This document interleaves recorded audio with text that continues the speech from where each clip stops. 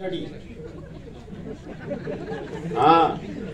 नाही म्हणजे 4 तास त्याच्यातच गेले तुमचे. हे टाइम टेबल वाल्याने खूप लक्षात घ्यायचं आहे. हे टाइम टेबल वाला किती अरकाट असला आतापर्यंत त्याचं इथं चालणार नाही. हे कसं बनवणार तो पहा. 420 काय 420 आता ते तुम्ही तो लांब वाटेबल आता एवढंच उशीर येते त्याच्यात. त्याच्याशी 1 2 3 4 लंबी वर्ग खुली आणि बसवा त्याच्यात 120 फोटो.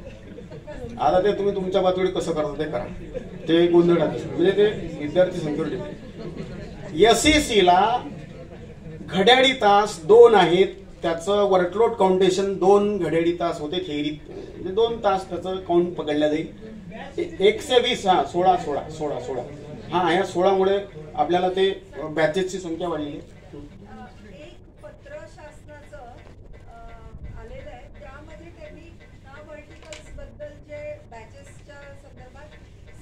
विद्यार्थ्यांची एक बॅच करा असं म्हटलेलं आहे. पण त्याच्यावर म्हणजे फक्त विचाराधीन आहे सुकाणू समितीच्या, पण त्याच्यावर अजून निर्णय आलेला नाही. हा मॅडम असं म्हणतात की हे जरा जास्त होते तर मग आता शासनानं परत त्याच्यावर थोडंसं कटिंग केलं आणि होऊ शकते भविष्यात एखादं पत्र जर आलं तर एसईसीचं वर्कलोड बॅच नुसार आपल्याला 60-60च्या 2 बॅचेस होईल. मग हा जो प्रॉब्लेम आहे तुमचा हा सॉल्व्ह होऊ शकतो. ठीक आहे, लक्षात घ्या. एईसी एसईसी पुढे याच व्हर्टिकल मध्ये 5व्या सेमिस्टरला व 6व्या सेमिस्टरला मेजरशी रिलेटेड व्होकेशनल कोर्स बनवायचा आहे. तो नंतर विचार करू आपण, आता त्याचा विचार करू नये. आता हा जो ई व्हर्टिकल आहे सी ज्याच्यामध्ये ओई आहे याच्याबद्दल आताच मॅडम बोलल्या त्याचे 2-2 पेपर असणार आहे. आता मॅडम असं बोलल्या किंवा मगाशी ढोटे सर बोलले की ओईच्या बाबतीत विद्यार्थ्यांनी स्वयं अध्ययन करावं. मग आपण ओईचे तर दुनिया भरायचे हे बनवले अभ्यासक्रम.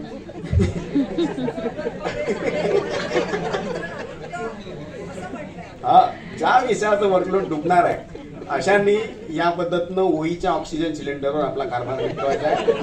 आणि त्या पद्धतीनं ओई कसं हा तर ओईचा वांदा असा आहे की ओई 2 घड्याळी तास पेपर 1, ओई पेपर 2 2 घड्याळी तास, 4 घड्याळी तास एका आठवड्यात हा ओई जगवतो आपल्याला डुबणाऱ्याला. तर पॉप्युलर ओई जर आपले बनवले असतील, उदाहरणार्थ आम्ही मराठीचा ओई बनवला की स्पर्धा परीक्षा मराठी भाषा व व्याकरण, पाहू आता काय होते त्याचं. तर ओई बनवताना अभ्यास मंडळाचं जबरदस्त पद्धतीनं स्किल पुढे आलं आणि हे ओई खूप महत्वाचे आहे. आता त्याला फंडिंग होईल नाही होईल हा पुढचा विषय आहे, ते काही खरं नाही. म्हणजे आपलं म्हणजे आपण शक्यता तर बनलं हो हा सरळ जाऊ द्या ना. आपल्याला आपला जो मेजर विषय पॉलिटिकल तोच खूप आहे, त्याच्यामुळे बाकीचं काय होईल ते हो. हा ओई पुढे आता जे सीसी संदर्भात मॅडमला एफ व्हर्टिकल आहे ते पहिल्या वर्षी केवळ को करिक्युलर ऍक्टिव्हिटी व एनएसएस संदर्भातले आहे. अशा पद्धतीनं हे जे फर्स्ट इयरचं स्ट्रक्चर आहे हे असे टोटल क्रेडिट जमा होतील 22 त्याच्यामध्ये. आणि असंच्या असं सेकंड इयरला आहे. त्याच्यात फार बदल नाही आहे. स्किलमध्ये फक्त चेंजेस आहे. जे लाईफ स्किल जे कम्युनिकेशन स्किल फर्स्ट इयरला एईसी शिकला विद्यार्थी भाषेचे ते स्किल चेंज होऊन ते लाईफ स्किलमध्ये झालं एवढाच बदल आहे. आणि हा सीसी जो आहे खालचा तो सीसी मध्ये त्या विद्यार्थ्याचा एनएसएसचा कॅम्प वगैरे जाईल. त्याच्यामुळे तिथे आपण बघूया काय सीसी मध्ये त्यांनी आता इथे टाकलाय की तो कॅम्प करेल किंवा ऍक्टिव्हिटी करतील वेगवेगळे. हे जे खालचा व्हर्टिकल 7 पिलर या पद्धतीनं महाविद्यालयातल्या आतापर्यंतच्या को करिक्युलर कमिटीला फार कामं नव्हते. ते युवा महोत्सव आलं की तेवढ्या पुरतं डबडा वाजवायचे. आता त्या कमिटीला जबरदस्त पद्धतीनं सर्व विद्यार्थ्यांच्या सीसी साठीची ऍक्टिव्हिटी राबवावी लागणार आहे. आणि सीसी अंतर्गत भविष्यात तयार होणाऱ्या कोर्सेससाठी पोरं अप्लाय करावं लागेल, ते करावं लागेल, डेटा ठेवावा लागेल. ते गांभीर्याने ते काम करतील. एक एनएसएसचा टीचर हा फक्त एनएसएसचं शिबिर नेत होता आणि रक्तदान करत होता हे नाही चालणार. आता त्याच्या पलीकडे त्याला हे सगळं करावं लागणार आहे. त्याच्या ऍक्टिव्हिटी ह्या वाढलेल्या आहे या कारणाने, कारण का त्याचं क्रेडिट आलेलं आहे.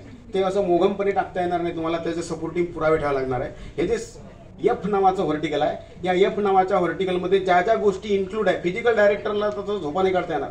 त्याला त्या पद्धतीनं कामं करावे लागतील. मी हे विनोदाने म्हणतोय त्याच्या मागे कोणताच माझा उद्देश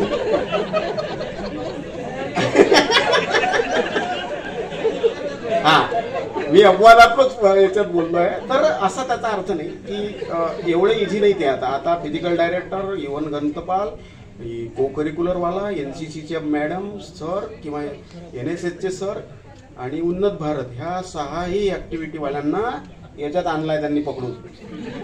अशा पद्धतीनं ही स्कीम फर्स्ट इयरला रन होईल, सेकंड इयरला रन होईल. पुढचं जे आहे थोडंसं की आता फर्स्ट इयर संपलं, सेकंड इयर सुरू झालं, 2 सेमिस्टर आटोपले. आता इथं खरी कसोटी आपली आहे. आपण क्लासमध्ये गेलो, आपल्या पोरांना आपण शिकवत होतो. आता माझ्या विषयाची गोडी मी माझ्या विद्यार्थ्यांना जर लावली, आणि आता संतोष नावाचा विद्यार्थी आहे, तो पॉलिटिकल सायन्समध्ये हुशार आहे, सरांच्या विषयाला बसतो, कांबळे मॅडमच्या विषयाला तो बसतो, आणखी एक सर आहे त्यांच्या विषयाला. हा संतोष हुशार आहे. काय होईल आता? संतोषची ओळाताड होईल. बाबू तू मेजर घे.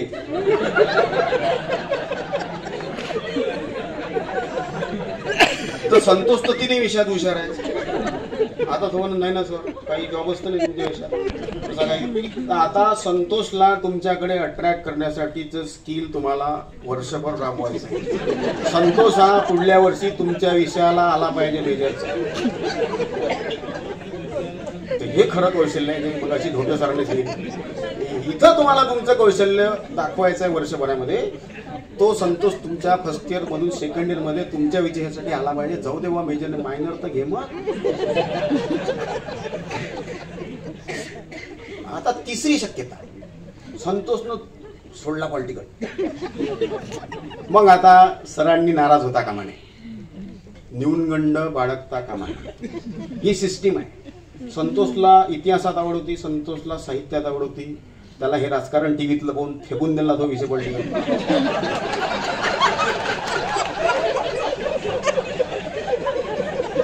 असं होऊ शकते. मग तुम्ही न्यूनगंड बाळगा. माझा विषय त्यांना सोडला, संतोष इकडे कोपऱ्यात निघून, असं होऊ देऊ नका. हे मी शक्यता सांगतो पुढल्या वर्षीच्या. ह्या सर्व शक्यता आहे पुढल्या वर्षीचा. तुम्ही विद्यार्थ्यांवर बळजबरी करू नका, नाहीतर ते तुमचे कंप्लेंट करतील. हा जो NEP इम्प्लिमेंटेशन कमिटीकडे कंप्लेंट येतील सर. त्यामुळे तुम्ही, आणि याच्यात न्यूनगंड नाही आहे. तुमचा विषय विद्यार्थी सोडतात, त्याला विचारा काय अडचण आहे, त्यामुळे आपल्या दुरुस्त करा. बळजबरी करू. तुमचा विषय सोडणार आहे पोरं. 50 पोरं फर्स्ट इयरला पॉलिटिकल सायन्सला होते, त्यातले 12 सोडणार, 38 उरले. 38 पैकी 18 पोरांनी मायनर घेतला, उरलेल्या 20 पोरांनी मेजर घेतला. किंवा असं होईल ना. ते तुमचं जे काही आज आकडा आहे तो 3 भागात डिवाइड होईल पुढल्या वर्षी. काही मेजर घेतील, काही मायनर घेतील, काही विषय सोडतील. हे साधं गणित आहे. न्यूनगंड बाळगायचा नाही. हे साध्या सूचना मला करायच्या होत्या. सेकंड इयरला आता मात्र जो घड्याळी तास 3 होते थेअरीचे, इतिहासाचे, पॉलिटिकलचे, ते आता वाढणार. आणि आता 2 टायटल तो शिकेल थेअरीचे. 4 क्रेडिट मध्ययुगीन भारताचा इतिहास, 4 क्रेडिट विदर्भाचा इतिहास. शिवाय याच इतिहासाचा एक IKS असेल, तो त्याची एक्झाम होईल, त्याची पण एक्झाम होईल. आणि सेकंड इयरला तुमचं आताच जे 3 घड्याळी तास वर्कलोड आहे केवळ ते चार्ट आणला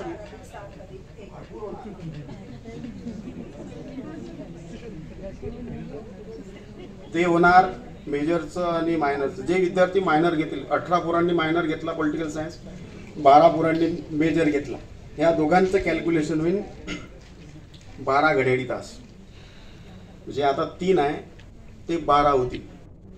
आणि जे विद्यार्थी 4 आणि 3 7 आणि 8 आणि 12 आफ्टर दिवाळी, पुढल्या वर्षी आफ्टर दिवाळी परत मायनरचे 2 पेपर होणार, त्यात ते 18 होणार. पुढल्या वर्षी सेकंड इयरचं आपल्या एका विषयाचं मेजर प्लस मायनरचं वर्कलोड 18 घड्याळी तास होणार. त्यामुळे तुमचं जे शक्यता होती का आमचं वर्कलोडचं काय, तर ते भरपूर आहे. असा हा चार्ट बनवला आहे मी. आणि फायनलला ते 15 घड्याळी तास होणार. आता सरांचं वर्कलोड 15 घड्याळी तास आहे. आमच्या राठोड सरांचं वर्कलोड 15 घड्याळी तास आहे. भिलपॉर सरांचं वर्कलोड 15 घड्याळी तास आहे. हे सगळं त्या विषयाचं, सिंगल विषयाचं वर्कलोडचा जर विचार केला तर 15 घड्याळी तास आपल्याकडे